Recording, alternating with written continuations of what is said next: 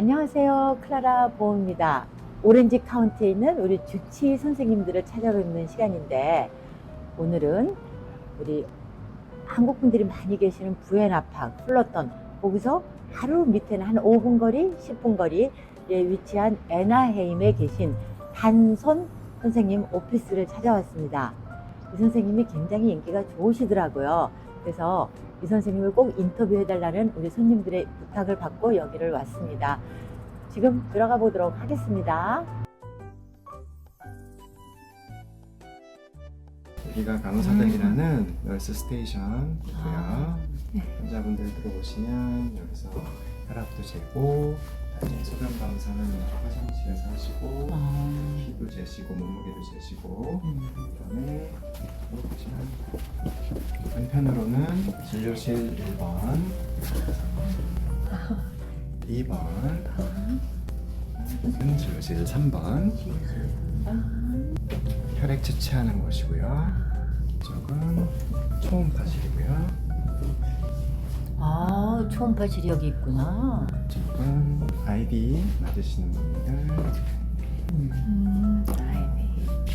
이쪽은 저기요? 내시경실이 있고요. 아, 화장실도 있고. 이렇게 연결되는 너무나도 소개를 잘하셨어요. 완전히 엔지니어 출신이셔가지고. 여기는 제가 레이저가 2대가 있는데 레이저실, 그다음에 여기도 하나 있고요. 오. 좁지만 욕심이 많아서 방을 좀 많이 만들다 보니까 좀 좁아졌네요, 방들이. 너무 알뜰살뜰하게 이렇게 잘 하실 수가 없네. 저는 옛날에 2000 스퀘어 피셨는데 방이 3개였는데 쓸데없는 공간들이 되게 많았거든요. 이렇게 알뜰하게 쓰실 수 있다는 거에 정말 놀랐습니다, 선생님.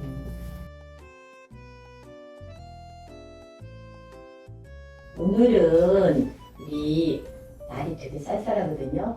그런데 우리 이 오렌지 카운티에 있는 우리 이 의사 선생님을 만나 뵙고 우리 이 의사 선생님을 떠올리면 봄날같이 따뜻한 마음이 느껴지시는 분입니다.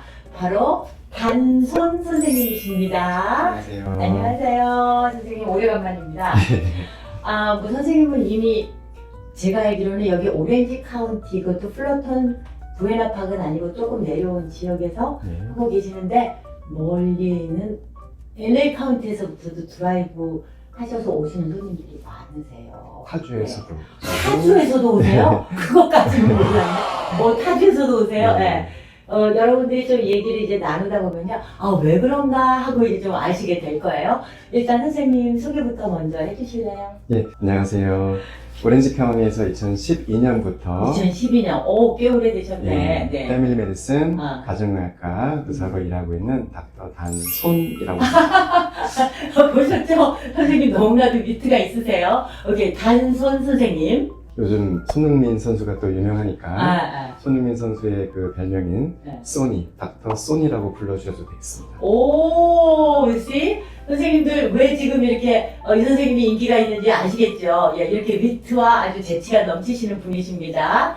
그리고 선생님이 또 제가 알기로는 지금 다른 분들이 안 하는 또 특별한 그런 어떤 또 경험이라 그럴까? 이런 이력을 가지고 계세요. 뭐냐? 제가 알기로는 선생님이 메디칼 스쿨 그 어려운 의대 말고 또 다른 거 공부하신 거 있어요. 그죠? 제가 원래는 한국에서는 고등학교 졸업하고 바로 의대를 가잖아요. 물론 네. 그 지금은 의학전문대학원이라는 것도 있지만 제가 의대를 진학해야 될 시기에서는 편입 빼고는 그런 루트가 없었어요. 그래서 저는 공대, 그러니까 화학공학을 전공하는 공대 출신으로서 석사까지 하고 계속 그쪽으로 박사 하려다가 의대를 가고 싶어서 의대 공부를 다시 시작한, 편입으로 다시 시작한 그런 케이스고요. 가정의학과를 공부하게 된 이유는 좀 욕심이 많은 편이라 이것저것 다 하고 싶은 마음에, 그래서 사실 뭐 다른 내과 선생님들에 비해서 제가 뭐 조금 소화기내과 쪽도 좀 많이 했고, 내시경도, 그다음에 뭐 초음파, 그리고 뭐 피부과, 이비인후과, 정형외과, 성형외과 쪽도 조금 진료 경험이 있고요. 심지어는 아기도 한 100명 정도 받으셨어요? 예. 선생님 다시 보이네요. 공대뿐만이 아니라 의학, 아니 그러니까 그 메디컬 필드에서도 그렇게 여러 분야에 관심이 많으셨구나. 그리고 피부과까지도 또 산부인과까지도 선생님이 연세가 어떻게 되시는데 그렇게 50대 초반입니다. 정말 너무 뭐라 그러죠? 제가 앞서 말씀드린 대로 진짜 봄날처럼 느껴지시거든요. 그리고 되게 젊어 보이세요. 근데 감사합니다. 어떻게 이러시는지 모르겠어요. 어쨌든 좀 더 우리 얘기 들어보도록 하겠습니다. 선생님이 지금 여기 개원하신 게 2012년이면 지금 꽤 오래 되셨네요. 저는 사실은 선생님을 안 게 최근이었어요. 그래서 선생님 이쪽에서 클리닉 오픈하신 지가 오래 안 된 줄 알았어요. 근데 어쨌든 간에 그 오랜 세월 동안 여기서 개원하시면서 환자분들하고 지금 굉장히 많이 친해지시고 선생님 환자분들도 참 많으신데 뭐든지 자기 전문 분야에 대해서는 자기 또 나름대로 철학을 갖고 있잖아요. 사실 저도 뭐 에이전트로서 오랫동안 하면서 내 나름대로의 또 스타일이 있고 철학이 있어요. 선생님도 의사 선생님으로서 우리가 진료를 하실 때 어떤 철학을 가지시고 계시는지 조금 어려운 얘기지만 부탁드릴게요. 저는 그런 것 같습니다. 우선 2012년부터 개원했을 때부터 의사로서 일할 때 좀 다른 선생님보다 조금 차별적인 의료 서비스를 어떻게 하면 제공할 수 있을까 하는 생각을 고민해봤는데 한국에서도 진료를 해봤기 때문에 한국과 미국이 의료 환경이 다른 점을 생각을 해보면 한국은 뭐 제가 진료할 때 이비인후과에서 일할 때는 사실 분명히 250명까지 봤어요 하루에. 아니면 혼자서 일할 때는 70명 이상은 봤어야 되고 진료의 질이 떨어질 수밖에 없습니다. 네, 그런 경우는. 그래서 미국은 그렇게까지 할 필요가 없이 20명 내외 진료할 수 있는 환경이니까 아무래도 한 명 한 명 환자 한 분 꼼꼼히 진료할 수 있는 상황이 돼요. 5분 진료 하시는 선생님들도 많이 있으시지만 저는 아무래도 어르신 한 분 오시면 충분히 말씀 듣고 그다음에 제가 어떤 빠뜨리지 않거나 아니면 실수하지 않도록 최대한 꼼꼼하게 받으려고 노력하고 있습니다. 그리고 아무래도 의사는 꼼꼼함도 중요하지만 또 실력도 있어야 되니까 계속 공부하는 자세로 신의학 지식 같은 것들도 습득하려고 노력하고 있습니다. 진짜요. 꼼꼼하시면서도 우리가 새로운 것을 계속 받아들이고 또 선생님 쪽에서 연구를 계속 하신다는 거는 정말 너무나도 좋고 좋은 얘기입니다. 네, 제가 사실 그 공대에 있을 때 석사 하면서 공대생들 그 조교를 해서 좀 가르쳤었거든요. 근데 이제 그런 어떤 경험이 있다 보니까 공대생들은 이렇게 주입식 교육이 안 통해요. 왜냐하면 그 친구들은 이해를 하고 논리가 맞아야 이해를 하고 이 지식 습득이 되는 스타일들이기 때문에 되게 명쾌하게 설명을 못 해주면 좀 뭐라 그럴까 이해를 못하고 인기도 없고 그래요. 그래서 나름대로 항상 어떻게 하면은 잘 알아듣기 쉽게 눈높이로 우리 학생들을 가르칠 수 있을지에 대한 노력을 많이 해서 그런지 지금도 어르신들 조금 이해하시기 쉽게 설명하는 거에 있어서는 좀 제가 자신 있는 편이에요. 선생님이 이렇게 얘기하시니까 저도 생각나는 게 작년인가 선생님이 찾아가는 건강쌤이란가 그거를 맞아요. 굉장히 네. 쉽게 풀어주셨다고 저도 들었어요. 네. 뭔가 그런 경험이 다 선생님의 선생님의 그 여러 경험에서 나온 거로군요.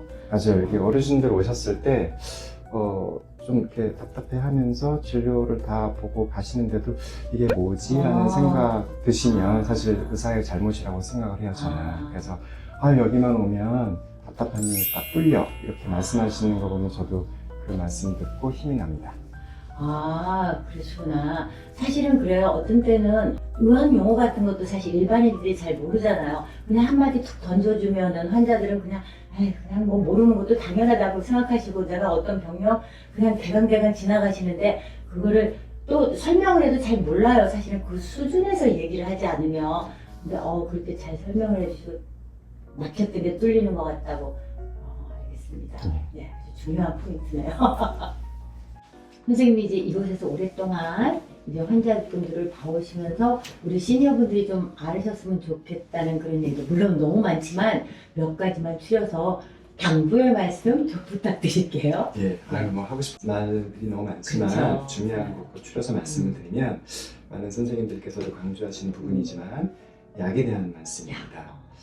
왜냐하면은 어르신들이 어떤 약들은 매일 먹을 필요가 없는데 매일 드시는 분들도 있고 매일 먹어야 되는데 또 매일 안 드시는 분들도 있어요. 그래서 그런 거에 대한 좀 개념을 제가 잡아드릴게요. 우선 약은 크게 세 가지로 아. 생각을 하셔서 세 가지 종류로 생각하셔서 드시면 돼요. 급성 질환을 치료하는 약들, 치료. 만성 질환을 관리하는 약들, 음. 만성 질환 때 있을 수 있는 증상을 그냥 살짝 약을 먹다 말다 하면서 조절하는 약들. 필요에 따라서. 예. 그래서 급성질환 치료제는 급성질환이라는 것은 치료가 되기 때문에 급성질환이라고 하는 거고, 뭐 감염증, 예를 들어서 방광염 같은 경우에 항생제 먹고 상황이 종료되면 약도 끊을 수 있죠. 만성질환은 그 만성이라는 말 자체가 치료가 안 되기 때문에 만성이라고 불러요. 그래서 치료라는 표현보다는 조절한다는 의미. 그래서 만성질환 조절제로서는 대표적인 게 당, 콜레스테롤, 혈압 같은 거죠. 이런 것들은 약간 유전적인 성향도 강하기 때문에 치료가 현대과학으로는 좀 힘들고, 약을 먹어서 억지로 수치를 낮춰서 어떤 부작용 같은 것들이, 예를 들어서 뭐 뇌졸중이나 심장마비 같은 부작용들이 올 수 있는 그런 합병증들 올 수 있는 것들을 예방하는 게 중요한 거고요. 세 번째, 만성 질환인데 크게 건강에 위험을 미치지 않는 그런 질환들이지만 증상이 있어서 힘들고, 그래서 그 증상을 대증요법이라고 하죠. 증상을 좀 좋게 하기 위해서 약을 먹고, 또 증상이 없으면 약을 안 먹고, 이렇게 먹다 안 먹다 하는 약들, 이렇게 세 가지가 있어요. 두 번째 약이 제일 중요한데, 아까도 말씀드린 것처럼 이런 약들을 매일 약을 먹어서, 아니 이런 질환들을 매일 약을 먹어서 관리하지 않으면 다음 콜레스테롤 혈압을 후유증, 불가니 심각한 합병증이 올 수 있기 때문에 매일 드시는 게 중요해요. 이런 약들은 세 번째 약들은 대부분의 경우 선생님들이 처방을 할 때 as needed for 알러지 심텀 이런 식으로 처방을 하세요. 그래서 내가 알러지가 좀 증상이 심해서 증상을 이 약으로 잘 관리할 수 있다면 받는 혜택이 큰 거죠. 약에 대한 부작용은 얼마 안 되고 혜택이 부작용보다 크면 약을 먹는 겁니다. 근데 알러지 시즌이 지나서 나는 알러지 증상이 없어요. 혜택이 줄죠. 약을 끊어야 됩니다. 끊는 게 중요합니다. 왜냐하면 모든 약은 기본적으로 간에 부담을 주고 또 여러 가지 합병증, 아니 부작용을 유발할 수 있기 때문에 그렇죠. 두 번째 약들은 반드시 매일 먹어야 되고요. 왜? 그런 합병증이 생기니까. 첫 번째 약들은 상황 종료하면 끊고, 그 세 가지 개념으로 이해하시면 아주 쉽게 생각할 수 있어요. 그 세 가지 그거를 하시는 게요, 너무나도 머릿속에 쏙쏙 들어와요. 네. 아, 그 많은 약들이 이렇게 분류하니까, 그리고 어떻게 약을 갖다 내가 먹을 때 진짜 시니어분들이 이거 꼭 아셔야 될 것 같아요. 네, 계속 해주세요. 네. 그래서 제가 사실 좀 실예를 드리려고 하는데, 말씀드리려고 하는데, 한 몇몇 케이스들이 있어요. 최근에 그 한 달 정도 전에 고혈압하고 콜레스테롤이 많이 높으신 분이 오실 때마다 약을 드셔야 했는데 안 드시고 주위에서 들으신 어떤 그런 얘기나 이런 것 때문에 나는 약으로 안 하고 다른 걸 해보겠다 하시다가 안타깝게도 심장마비가 오셔서 입원을 하셨던 분이 최근에 다시 주치의 팔로우로 오셨어요. 그분도 결국은 이것저것 막 이렇게 해보시고 약 말고 다른 걸로 우리 다이어트 서플리먼트라고 하는 건강 보조식품이나 이런 것들 하셨는데 사실 충분하지 않고 잘 안 내려갔단 말이에요. 그런 수치들이. 그게 남은 내려갈 수 있지만 나는 안 내려갈 수 있는 거예요. 왜냐하면 그 사람과 내가 콜레스테롤이나 혈압이나 당이 높은 이유가 다를 수 있어요. 나는 유전적인 성향이 강할 수 있고 내 친구는 유전적인 성향보다는 환경적인 요인이 클 수도 있어요. 이렇게 사람마다 다른 거를 똑같게 생각을 하시고 나도 그렇게 되겠다고 생각을 하시면, 물론 해보고 안 되면 약을 계속 열심히 드시면 되는데, 많은 분들이 난 이걸 할 거니 약을 안 먹어도 돼 라고 먼저 생각하시고 약을 안 드시면 그런 얘기가 참 많아요, 진짜. 그래서 만약에 주치의께 말씀을 하시고 이것도 해보겠다 하시면 주치의께서는 해보라고 하실 거예요, 대부분의 경우가. 그런데 수치가 내려가지 않으면 약을 계속 드셔야 된다는 거예요. 왜냐하면 결국은 혈관이 망개지는 거는 수치가 높고 낮고이거든요. 근데 많은 분들이 이제 내가 할 거니 약을 안 먹어도 되겠다. 근데 나중에 안 내려가면 그동안 무방비 상태가 되는 거죠, 혈관은. 그래서 우선 먼저 그렇게 약을 끊고 아니면 안 먹고 해보시기 전에 약들을 시작을 하시고 나중에 열심히 하셔서 수치들이 내려가면, 너무 내려가면 주치의께서 약을 계속 먹겠다고 해도 아마 약을 줄여주시거나 끊어주실 수도 있어요. 진짜 현명한 생각이네요. 네. 한꺼번에 그러는 게 아니라 봐가면서 병행을 하면서. 맞아요. 그래서 아까도 말씀드렸지만 약으로부터 받을 수 있는 어떤 혜택들, 뭐 건강상에 큰 문제를 유발하지 않는 아까 세 번째 부류의 약들은 혜택이 한 요 정도, 그다음에 부작용 요 정도, 약 먹고 내려가면 안 먹고. 근데 당 콜레스테롤 혈압은 혜택이 엄청 큽니다. 그래서 물론 부작용도 클 수 있어요. 그럼 약을 주치의께서 바꿔주실 수 있어요. 그럼 부작용 요 정도 유지가 된다면 차이가 너무 크니까 당 콜레스테롤 혈압은 무조건 약을 드시는 게 좋아요. 저는 제 경험도 그렇고 많은 선생님들께서도 그렇게 말씀을 하실 거예요. 만약에 나는 다른 걸 해보겠다, 즉 유전적인 성향보다는 좀 환경적인 요소가 좀 컸다고 생각이 되고 주치의께서도 동의를 하셨다면 그걸 해보시고 내려가면 그때 약을 조절해달라고 하시면 되겠습니다. 알지. 네. 네. 정말 우리에게 진짜 이렇게 현명하게 살아가는 이것도 생활의 지혜예요. 예. 그래서 지금 어떻게? 예, 방금 말씀드린 그 사례의 분은 친구분들 이렇게 말씀을 듣고 이렇게 결정을 하신 건데 친구분들 말씀을 내 상황에 적용을 시킬 수 있을지, 친구분들 말씀뿐만이 아니라 유명한 그 의대 교수가 나와서 TV에서 말을 했단 말이에요. 그거를 나한테 적용할 수 있을지 사람마다 다 다르죠. 심지어는 조선시대에도 사상체질이라고 해서 네 부류로 사람을 나눠서 치료를 했던 것처럼 현대의학에서 똑같은 의학 정보 사실을 모든 사람한테 일괄적으로 적용할 수는 없는 거예요. 그래서 내 몸에 대해서 제일 잘 아는, 내 피검사도 본 적이 있고 청진도 해본 적 있는 내 주치의한테 맡기시는 게 제일 좋겠습니다.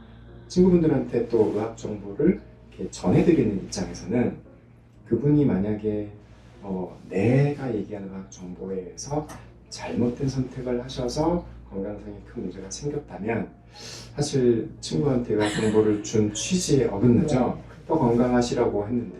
그래서 이거는 전문가이신 분한테 맡기는 게 맞아요. 예를 들어서 어떤 얘기를 할 때 이런 얘기를 들었지만 나는 의사가 아니니까 네 주치의랑 상의를 해봐 라고 꼭 토를 다루시는 게 더 안전한 방법이겠습니다.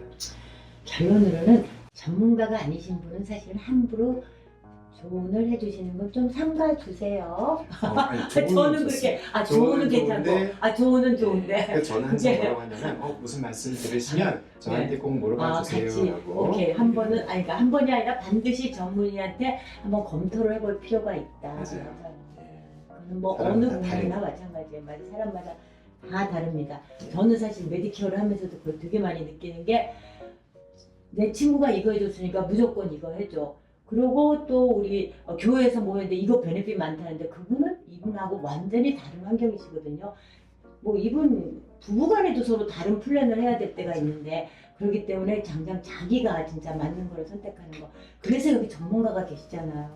맞아요. 진짜. 그리고 선생님이 그 소일고 외양간 아까 그 얘기가 너무 좋았는데 나 그거 기다리고 있었는데. 그게 근데 사실 그러니까 두 번째 부류의 약을 만약에 드셔야 되는 분이 안 드시면은 큰 그 건강상의 위해가 온다 그랬죠. 그래서 뭐 대부분의 경우가 당 콜레스테롤 혈압 조절을 해야 되는 분이 약을 안 드셔서 안 하는 경우에 오시면 그런 혈관 질환이 오시면 장기 손상이 사실 아무리 치료를 해도 원래대로 돌아갈 수 없어요. 단심 불수가 된다거나 심장 같은 경우에 심부전이 와서 조금만 문제라도 숨차고 하는 것들. 그래서 만약에 어떤 분들이 문제 생기면 그때부터 약 먹지, 즉 소 잃었으니 외양간 고쳐서 다시 새 시작하면 된다 라는 생각을 하실 수 있지만 제가 확실히 말씀드릴게요. 소 잃고 외양간 못 고칩니다. 소만 잃어요. 소만 잃어요. 네. 소도 잃고 외양간도 못 고칩니다. 맞아. 그러니까 이게 소를 안 잃으려고 노력을 하시는 게 최선의 방법입니다. 반신불수랑 심부전 같은 것들이 평생 후유증으로 남기 때문에 외양간은 만개진 상태에서 계속 소를 잃어버릴 거예요.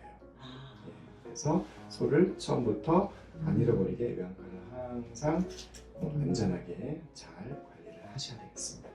저는 이 얘기를 들으면서 정말 다시 한번 느끼는 게 주치의 역할이 이렇게 중요한 거로구나. 진짜. 그리고 주치의 선택 말씀하신 대로 충분한 시간을 가져야지 우리가 서로 이런 것도 알 수 있잖아요. 무슨 말씀인지 알겠어요. 그래서 사실 뭐 좀 집에 가면은 목도 아프고 좀 피곤하고 해도 고맙다고 또 환자분들께서 말씀하시고 뒷뜰에서 기르신 뭐 이런 채소 맞아요. 과일 같은 거 가져오시면 좀 이렇게 힘들어도 네. 보람을 느끼면서 그게 네. 다 녹아내려가죠. 맞아요. 참 우리가 저도 되게 좀 어떤 땐 되게 힘들거든요. 그리고 그 시니어분들 말씀해드려 조금 있다 또 잊어버려 언제 그랬냐 그러고 막 그러시는데 어제도 어떤 분이 쑥떡을 만들어 줬어요. 뒷마당에 있는 거. 그리고 그 김치 물김치 가져오셔가지고 같이 먹으라 그러는데 진짜 싹 그 피곤이나 뭐 이런 스트레스가 진짜 내가 이 일을 하긴 너무 잘했다 이런 생각도 참 들어요. 닥터선도 진짜 이렇게 자세하게 설명해 주시는 선생님 하여튼 참 감사합니다. 네. 그래서 저희가 그 큰 질환이 없으신 건강한 분들 이렇게 쭉 봐왔을 때 점점 조금 몸도 좀 이렇게 아픈 데도 생기고 그다음에 좀 이렇게 힘도 떨어지고 좀만 걸어도 숨이 차고 폐나 심장 문제 없는 분에 한해서 그런 어떤 갈림길이 조금 있어요. 건강하신 분들조차도 그 갈림길의 포인트는 뭐냐면 운동을 꾸준히 하시느냐 안 하시느냐 정도로 제가 경험적으로 알게 됐어요. 운동은 크게 세 가지 부류가 있습니다. 세 가지가 많네요. 그죠? 근데 많은 분들이 하시는 유산소 운동, 걷는 거죠. 사실은 걷는 거는 유산소 운동의 의학적 정의에는 좀 못 미쳐요. 그러니까 유산소 운동이라는 게 결국은 산소 호흡을 하는 건데, 뇌에서 호흡을 하면서 운동하는 건데, 카디오라는 운동으로도 표현을 하죠.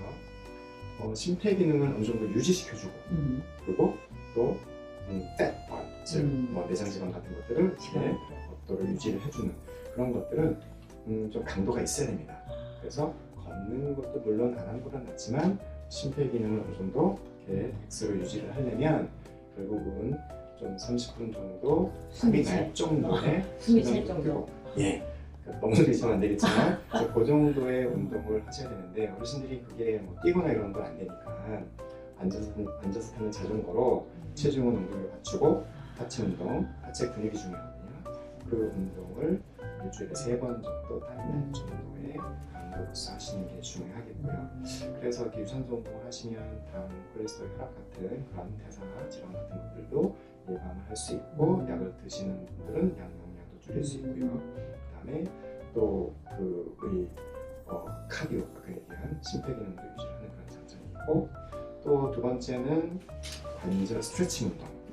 어깨가 50세 정도 되시면 50대 이후부터는 우리가 흔히 얘기하는 50견이라는 관절 질환들이 오는데 이제 그게 학술적으로는 그 유착성 관절 난염이라고 해서 관절이 붓는 거거든요.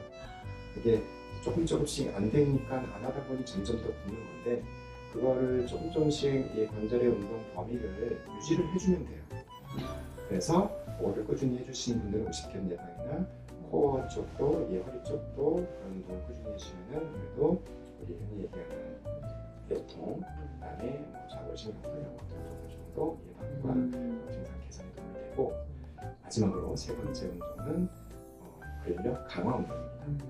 근력 강화 운동이 저는 이 세 개 중에서 하나를 뽑으라 그러면 이거를 뽑겠어요. 왜냐면 많은 분들이 안 합니다. 네, 찔려요. 네. 젊은 분들은 좀 집에서도 하시고 하는데 집에서 주로 할 수 있는 운동이기도 하지만 또 집에서도 할 수 있어요. 이 근력 운동을 왜 중요한 포인트로 집었냐면 우선 몸이 아픈 거에 있어서 근육 운동을 꾸준히 하시는 분들은 확실히 덜한 것 같아요. 특히 어깨하고 팔 쪽 아까 50견 말고도 회전근개증후군이라고 어깨 쪽에 4가지 대표적인 큰 근육들이 있는데 이 근육들이 뭐 쉽게 표현을 하자면 젊었을 때의 근육량이 이 정도 된다고 치면 내가 일상생활에서 하는 그런 어떤 운동들 그런 것들은 이 정도 근육량이 훨씬 더 크니까 뭐 젊었을 땐 전혀 문제가 없죠. 근데 이게 점점 근육량이 줄면서 이제는 일상적인 움직임조차도 버거워지게 되면서 마이크로 인절이라는 미세 손상이 오고 그런 것들이 근육이나 힘줄에 침착이 점점 되면서 쌓이게 되면 나중에 증상 유발할 정도로 심하게 돼요. 그래서 MRI를 찍게 되면은 파열이 다친 적도 없는데 비외상성 근육이나 힘줄 파열이 보이는 경우도 있습니다.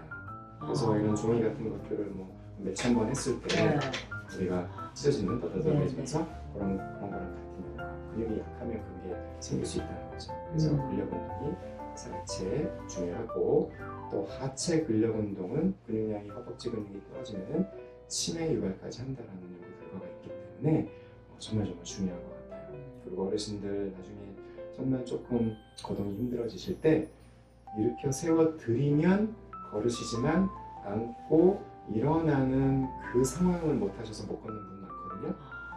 거동이 불편해지시면은 우선 정신적으로도 되게 퇴화가 빨라져서 치매까지도 많이 와요. 그래서 결론적으로 이 허벅지 근육을 유지를 하시는 게 정말 키포인트인 것 같습니다. 그래서 어떤 운동을 해야 되냐?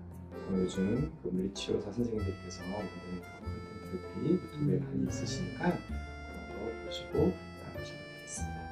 저도 마찬가지고요. 저도 지금 굉장히 많이 도전받았어요.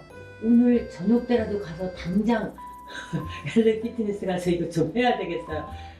저 되게 게으르거든요. 근데 진짜 이거는 미룰 일이 아니네요. 그래서 맞아요. 꾸준히 아주 오랜 시간이 아니어도 다만 10분, 15분, 10분도 도움이 될까요? 그럼. 옛날에는 그러면. 운동을 한번 하면 좀 오래 해야 된다라는 그런 표현들이 있었는데 요즘은 간헐적 운동이라고 해서 그때그때 시간 날 때마다 조금씩 저도 그래서 진료실에서 문 닫고 팔굽혀펴기도 하고 라이언도 가끔 하고 왔다 갔다 하면서 단 조금 10분이라도 10분까지 아니어도 돼요. 10분까지 아니어도 한 세트라도 한 세트라도 1분치 안 되는 시간이라도 그게 수시로 하고 아까 이제 이렇게 스쿼팅이라고 해서 네. 이런 게 우리 기마 자세로 네. 유지하면서 1분 정도 있는 것도 그것도 하루에 10번을 하면 근력 운동 10분 하는 거예요. 그래요? 그런 식으로 허벅지 근육 운동을 하시기도 합니다. 오늘은 제가 정말 많은 도전을 받았고요. 알았습니다. 오늘 저녁부터 내일부터 하다가 되게 오래 걸리거든요. 오늘 저녁부터 당연히 5분만이라도 제가 다음에 만날 기회가 있으면 네, 꼭 하시는 훨씬 게 더. 여쭤보겠습니다. 선생님이 지금 아까 연세를 슬쩍 이렇게 얘기를 하셨을 때 그 비밀을 드디어 알아냈습니다. 선생님은 이거를 그래도 꾸준히 실천하시고 계시는 거잖아요. 예. 네. 그러니까 이 어려운 다 혼자 보시고 이런 일들도 이렇게 거뜬히 하시면서도 미소를 잃지 않는 이유가 여기에 있습니다. 너무나도 감사합니다, 선생님. 네. 그리고 2024년에도 우리 이쪽 오렌지 카운티 주변, 아니 뭐 오렌지 카운티뿐만 아니라 다른 데서도 많이 오세요. 우리 한인 분들을 위해서 찾아오는 건강 세미나 뭐 이런 거 비슷한 것들 하여튼간에 많은 좀 좋은 정보 주시면 정말 감사하겠습니다. 알겠습니다. 네. 감사합니다.